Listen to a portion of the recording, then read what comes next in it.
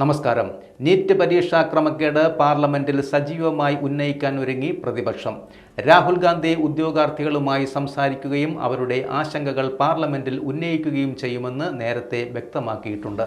NEET ക്രമക്കേടിൽ ഡൽഹിയിൽ ഇന്ന് youth Congress March നടത്തും. പരീക്ഷാ ചോദ്യപേപ്പറുകൾ ചോർന്നതിൽ വിവിധ സംസ്ഥാനങ്ങളിൽ രജിസ്റ്റർ ചെയ്ത കേസുകളിൽ CBI അന്വേഷണം വ്യാപിപ്പിച്ചിട്ടും ഉണ്ട്. വിവിധ സംസ്ഥാനങ്ങളിലായി ഇതുവരെ അറസ്റ്റിലായവരുടെ എണ്ണം 22ആയി. അറസ്റ്റിലായവരിൽ വിദ്യാർത്ഥികളും മാതാപിതാക്കളുമുണ്ട്. ഇതിനിടെ ചോദ്യപേപ്പർ ചോർന്ന ജാർഖണ്ഡിലെ ഹസാരിബാദിലെ സ്കൂൾ പ്രിൻസിപ്പലിനെ CBI കസ്റ്റഡിയിൽ വാങ്ങി.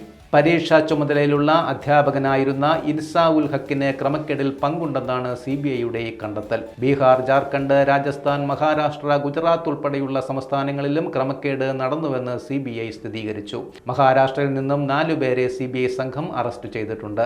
ബീഹാറിലെ സാമ്പത്തിക കുറ്റാന്വേഷണ വിഭാഗത്തിന്റെ പക്കൽ നിന്നും ശേഖരിച്ച തെളിവുകളുടെ അടിസ്ഥാനത്തിലാണ് അന്വേഷണം നീങ്ങുന്നത്. അതേസമയം തെളിവ് നശിപ്പിച്ചതുമായി ബന്ധപ്പെട്ട് CBI പുതിയ FIR രജിസ്റ്റർ ചെയ്തു. ഡൽഹി CBI യൂണിറ്റിലെ ഉദ്യോഗസ്ഥരെ 4 സംഘങ്ങളായി തിരിച്ചാണ് അന്വേഷണം പുരോഗമിക്കുന്നത്.